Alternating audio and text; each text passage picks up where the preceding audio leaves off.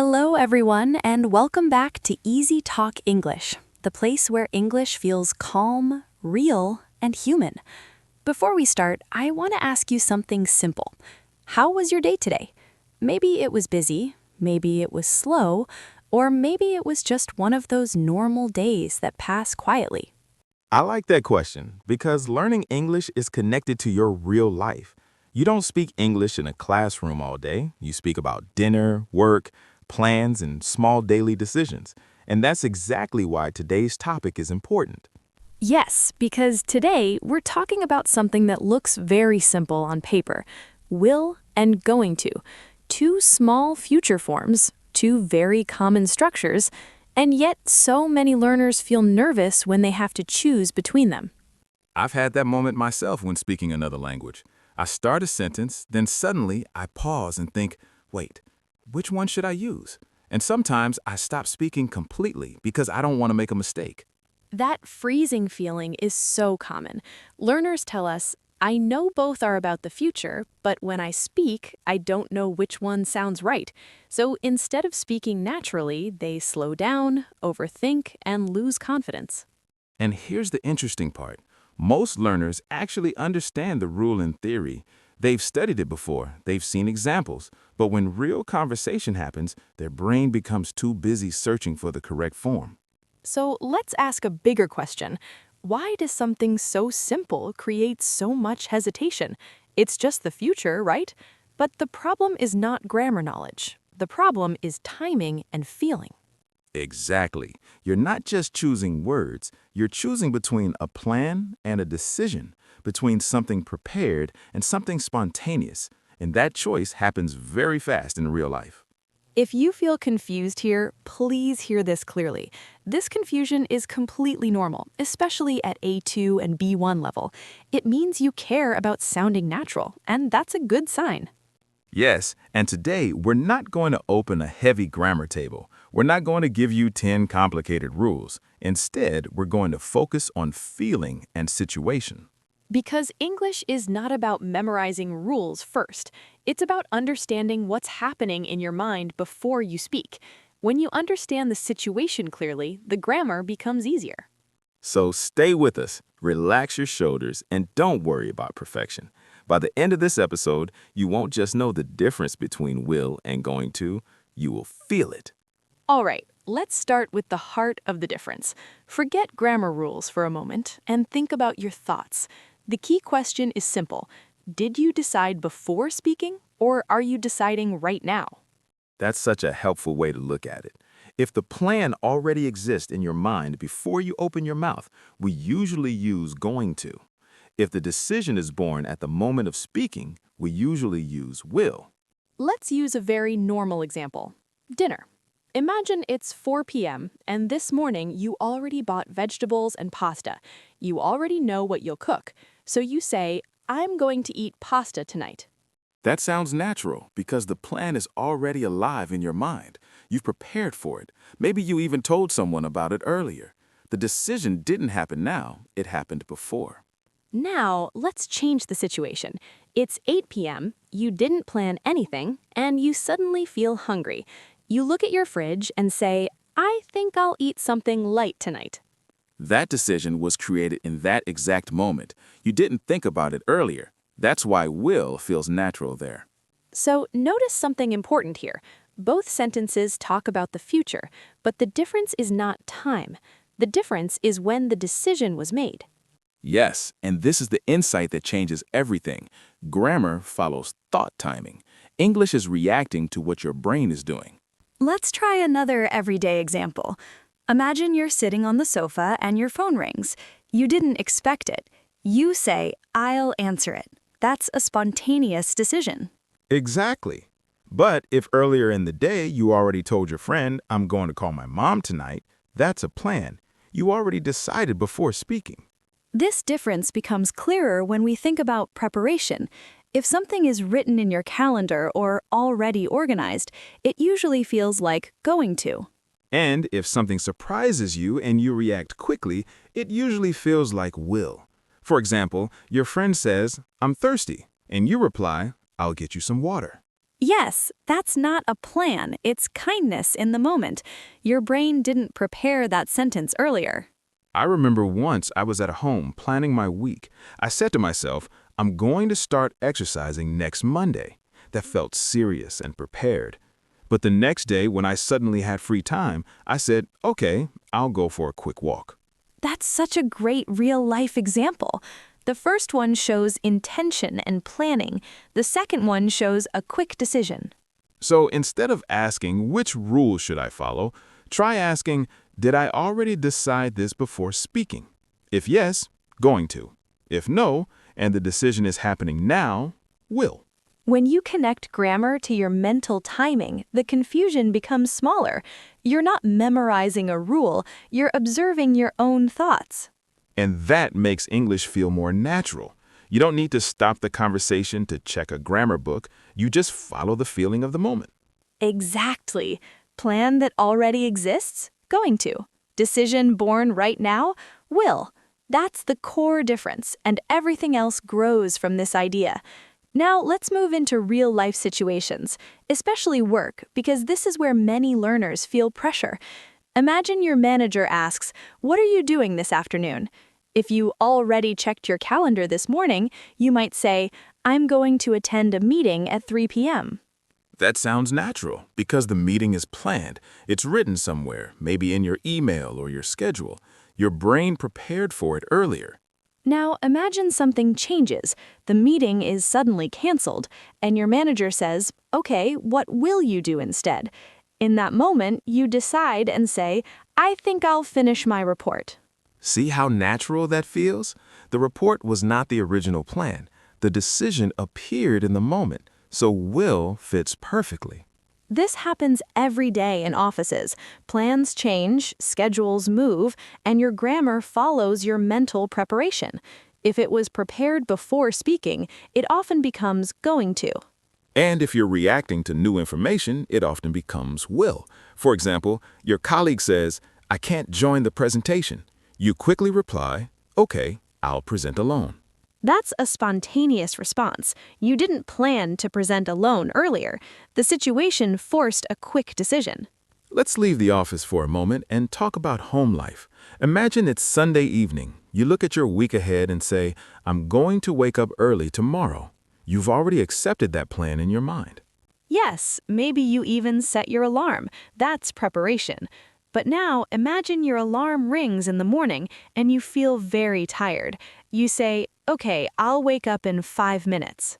That's an instant decision. You didn't plan that exact choice before speaking. It was born in that sleepy moment. Household situations are full of these examples. Your family member says, "We don't have milk," and you reply, "I'll go buy some." That's immediate and reactive. But if earlier in the day you made a shopping list and thought about it, you would say, I'm going to buy milk later. The difference is subtle, but it's there. There's also something interesting about emotional timing. When you feel strong emotion, like excitement or anger, you often use will because your reaction is immediate. For example, after an argument, you might say, I'll never do that again. That sentence comes from emotion, not careful planning. Exactly. But when you've had time to think calmly, you might say, I'm going to change how I handle this. That feels thoughtful and prepared. So future tense is not just about time. It reflects your mental preparation. Did you think about it earlier, or are you reacting now? When learners understand this, they stop seeing grammar as something separate from life. They start noticing how their own thoughts create the structure. And that's the real shift. Instead of memorizing rules, you observe your situation. You ask, is this planned or spontaneous? Once you connect future tense to your daily life, English feels less mechanical and more human. You're not choosing between two grammar forms, you're choosing based on your mental state. And that awareness makes you more confident because you're not guessing anymore. You're following your own preparation and reaction. Exactly. Future tense reflects mental preparation, and when you understand that, the confusion starts to disappear. Now let's go deeper into emotional tone, because this is where will becomes very powerful. In English, we often use will for offers and promises. It sounds warm, supportive, and spontaneous. Yes, imagine your friend looks tired and stressed.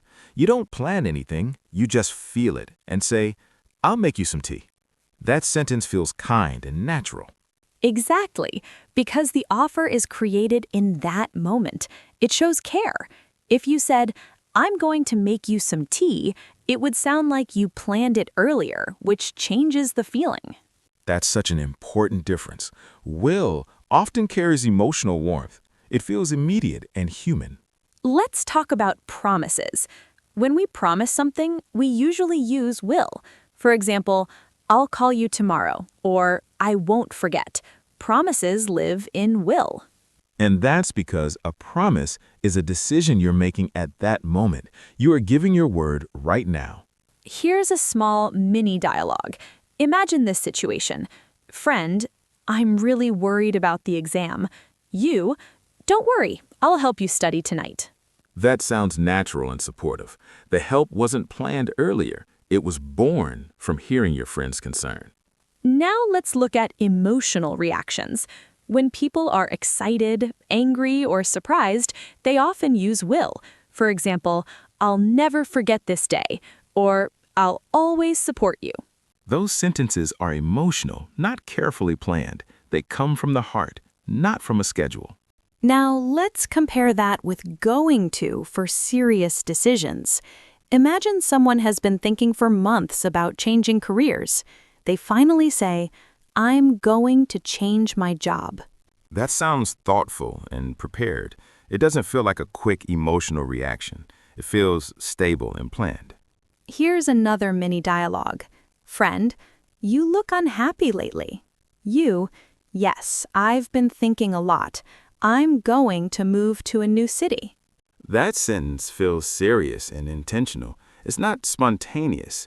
It reflects mental preparation. There's also a cultural insight here. In English-speaking cultures, spontaneity and warmth are often expressed with will. When someone says, "I'll help you," it feels friendly and immediate. And when someone says, "I'm going to improve myself," it feels like a long-term commitment. Both are correct, but the tone is different. So if you want to sound natural, don't just think about future time. Think about emotional tone. Are you reacting, offering, promising? Then will often fits. Are you talking about a serious decision that you already thought about? Then going to usually feels right. English grammar is not cold. It reflects emotion, intention, and timing. And when you start noticing that, you stop being afraid of choosing the wrong one. You begin to feel which one matches your emotion. Exactly. Offers, promises, strong reactions often will. Prepared decisions and serious plans often going to. That emotional awareness makes your English sound more alive. Now, let's move to another area that confuses many learners: predictions. Both will and going to can talk about the future, but the feeling behind them is slightly different. Yes, and here's an easy way to remember it. If you see clear evidence right now, we often use going to. If you're giving an opinion or a guess, we often use will. Let's start with weather because it's the classic example. Imagine you look outside and see dark clouds, strong wind, and maybe even lightning. You say it's going to rain. That feels natural because you can see the evidence with your eyes. The decision to say that sentence is based on visible signs. Now, imagine a different situation. You're just talking about tomorrow. You don't see any clouds. You simply say, "I think it will rain tomorrow." That's your opinion, not based on clear evidence in front of you. That's why will sounds more natural in that case. Let's bring this into everyday life. Imagine your friend looks very tired and keeps yawning. You say, "You're going to fall asleep soon." You see the evidence. Exactly. But if you're just guessing about someone's future success, you might say, "I think you will do well." That's belief or opinion. This difference is small but very useful. Evidence in front of you often leads to going to. Personal opinion or prediction in your mind often leads to will. So, why do learners mix them? I think it's because both forms talk about the future, and the difference feels very subtle. Yes, and sometimes in real conversation, both are possible. For example, it will rain and it's going to rain can both be correct in certain contexts. That makes learners even more nervous. But remember, communication comes first. If you choose one instead of the other, people will still understand you. The goal is natural feeling, not perfect grammar. So here's the simple memory trick. If you can point to something you see or feel as evidence, try going to going to. If it's just your thought or guess, try will. Keep it simple and trust your instinct. Over time, the difference will become automatic, and you won't need to stop and think about it. Now let's talk about common mistakes, but in a calm way. The biggest mistake I hear is using will for everything. Learners say, I will go to the gym tomorrow, I will meet my friend later, I will cook dinner tonight, even when those plans were decided earlier. Yes, and people still understand them, so it's not a communication disaster. But it doesn't always sound natural, because in many daily situations, the plan already exists. Exactly. If you already decided yesterday, I'm going to meet my friend tonight, feels softer and more real. The problem is not wrong grammar, it's missing the feeling of preparation. Another big issue is overthinking. Learners pause in the middle of a sentence and ask themselves, is this will or going to? And that pause breaks the rhythm of the conversation. Yes, and when you stop too long, you lose confidence. Real conversations move quickly. People don't wait for perfect grammar. So here's a practical tip. Buy time. If you need 1 second to think, say something like, let me think, or good question. That small phrase gives your brain space without stopping the conversation. That's a very powerful strategy. Fluency is not about speaking fast. It's about staying calm while you speak. And remember this important idea. Confidence is more important than perfection. If you choose will instead of going to sometimes, communication still works. Yes, native speakers don't analyze every sentence. They focus on meaning. So instead of trying to sound perfect, focus on expressing your idea clearly. Here's another habit-building tip. Every evening, say 2 sentences about tomorrow. 1 sentence with going to for something you already planned, 1 sentence with will for something you might decide in the moment. For example, I'm going to wake up early tomorrow, and if I feel tired, I'll drink more coffee. Simple, practical, and connected to real life. This daily habit trains your brain to feel the difference naturally. You don't need long exercises, just short, honest sentences. The goal is not to remove all mistakes. The goal is to reduce fear. When fear becomes smaller, fluency grows naturally. So speak, even if it's not perfect. Speak, even if you hesitate sometimes. That's how real confidence is built. Exactly. English should feel like a conversation about your life, not a grammar test. And the more you practice calmly, the more natural your future tense will become. Before we finish today, let's gently review the main idea. The difference between will and going to is not about difficult grammar rules. It's about feeling and timing. Yes, if the plan already exists in your mind before you speak, we often use going to. If the decision is made at the moment of speaking, we often use will. For predictions, if you see clear evidence, you can use going to. If it's your opinion or guess, will usually feels more natural. And remember, this is about mental preparation. English follows your thought process. It reflects whether you planned something or reacted in the moment. Now, let's make this personal. Think about tomorrow. What are you going to do? Maybe you're going to study, go to work, or visit someone. And now think about something you might decide suddenly tomorrow. Maybe you'll call a friend, or you'll buy a coffee, or you'll help someone without planning it. We'd love to see your answers. Write 2 simple sentences in the comments, one with going to for a plan, and one with will for a spontaneous decision. If this topic ever confused you and today feels a little clearer, give this episode a like. It helps us know that these real-life grammar conversations are useful. And if you want to continue learning grammar through real situations, real emotions, and real conversations, subscribe to EasyTalk English. We're not here to teach perfect English. We're here to help you speak with clarity and confidence. thank you for spending your time with us today. Keep practicing, keep speaking, and we'll see you in the next episode.